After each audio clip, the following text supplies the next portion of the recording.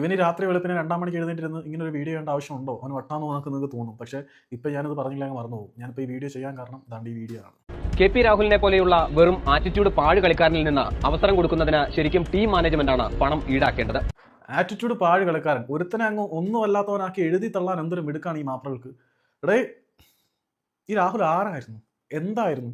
രാഹുലിന്റെ ഒരു ഭൂതകാലം ഉണ്ടായിരുന്നു. കേരള ബ്ലാസ്റ്റേഴ്സ് ആരാധകരുടെ അഭിമാനമായിരുന്നു ഈ തൃശ്ശൂർ ഗഡി.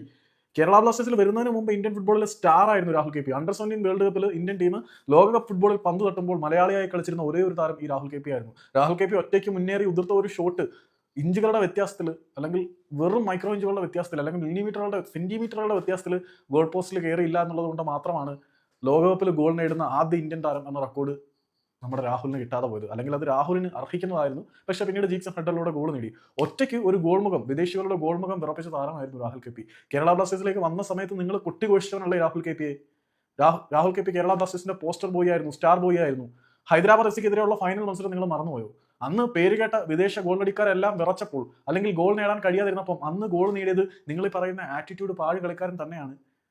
രാഹുൽ കെ പി എന്ന മനുഷ്യനെടുക്കുന്ന ഹാർഡ് വർക്ക് ഒട്ടും ചെറുതാണെന്ന് എനിക്ക് തോന്നിയിട്ടില്ല. കളിക്കളത്തിൽ തന്റെ ചോര നീരാക്കി കളിക്കുന്ന ഒരു താരം തന്നെയാണ് രാഹുൽ കെ പി. ഇത്രമാത്രം ഹാർഡ് വർക്കിംഗ് ആയിട്ടുള്ള, ഇത്രമാത്രം അറ്റാക്കിംഗ് ഇന്റന്റ് ഉള്ള ഒരു താരം വേറെ ഉണ്ടോ? ഒരു വജ്രത്തിനെ കയ്യിൽ കിട്ടിയാൽ അത് ഉപയോഗിക്കാൻ കൂടി പഠിക്കണം.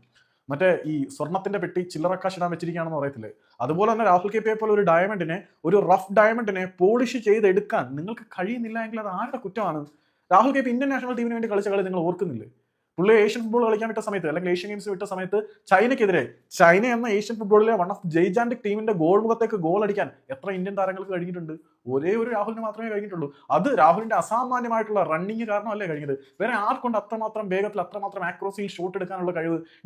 ഡിപ്പിംഗ് ഗ്രൗണ്ടർ ഷോട്ടുകൾ രാഹുൽ കെ പിയോളം പെർഫെക്ഷൻ ആയിട്ട് ഇന്ത്യൻ ഫുട്ബോളിൽ വേറെ ആരുതിർക്കും? ഹൈദരാബാദിനെതിരെയുള്ള ഫൈനൽ മത്സരത്തിൽ മാത്രമല്ല, പല തവണ പവർഫുൾ ഡിപ്പിംഗ് ഗ്രൗണ്ടർ ഷോട്ടുകൾ രാഹുൽ കെ പിയിൽ നിന്നും വരുന്നത് നമ്മൾ ഒരുപാട് തവണ കണ്ടിട്ടുണ്ട്.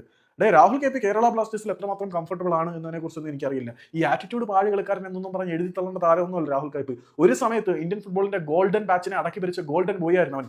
ഈ പറയുന്ന കേരള ബ്ലാസ്റ്റേഴ്സിനെതിരെ, അല്ലെങ്കിൽ ISL വമ്പന്മാർക്കെതിരെ കൂടുതലൊന്നും പറയണ്ട, അവൻ ഇന്ത്യൻ ആരോസിന്റെ ഭാഗമായിരിക്കുന്ന സമയത്ത് ISL പേര് കേട്ട വമ്പന്മാർക്കെതിരെ കളിച്ച് ഗോൾ അടിക്കാൻ കഴിവുള്ളവനാണ് എങ്കിൽ രാഹുൽ അല്ല പ്രശ്നം, രാഹുൽ ഇരിക്കുന്ന ഇടമാണ് പ്രശ്നം എന്ന് ഞാൻ പറയുന്നില്ല.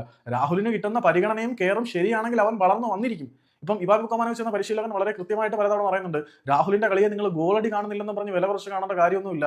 രാഹുൽ കൃത്യമായിട്ടുള്ള കോൺട്രിബ്യൂഷൻ ടീമിൽ നൽകുന്നുണ്ട്. അത് രാഹുലും പറഞ്ഞിട്ടുണ്ട്, ഞങ്ങൾ ഗോൾ അടിക്കുന്നതും അസിസ്റ്റ് ചെയ്യുന്നതൊന്നും നിങ്ങൾ കാണുന്നില്ലായിരിക്കും, പക്ഷേ പരിശീലകൻ എന്നിൽ ഏൽപ്പിക്കുന്ന ഡ്യൂട്ടി ഞാൻ വളരെ കൃത്യമായി ചെയ്യുന്നുണ്ട് എന്ന് രാഹുൽ ആർജവത്തോടു കൂടി പറയുന്നുണ്ട്. അവനെ ഗോൾ അടിക്കാൻ വിട്ടാൽ മാത്രമേ രാഹുലിന് ഗോൾ അടിക്കാൻ പറ്റുള്ളൂ. സോ രാഹുലിനെ ആറ്റിറ്റ്യൂഡ് പാഴ് കളിക്കാരൻ എന്നൊന്നും പറയുന്നതോട് എനിക്കൊരു തരത്തിലും യോജിക്കുന്നില്ല. നമ്മൾ പാഴാക്കിക്കൊണ്ടിരിക്കുന്ന ഏറ്റവും മികച്ച ടാലന്റുകളിൽ ഒന്നാണ് രാഹുൽ കെ പി എന്നാണ് പറയേണ്ടത്.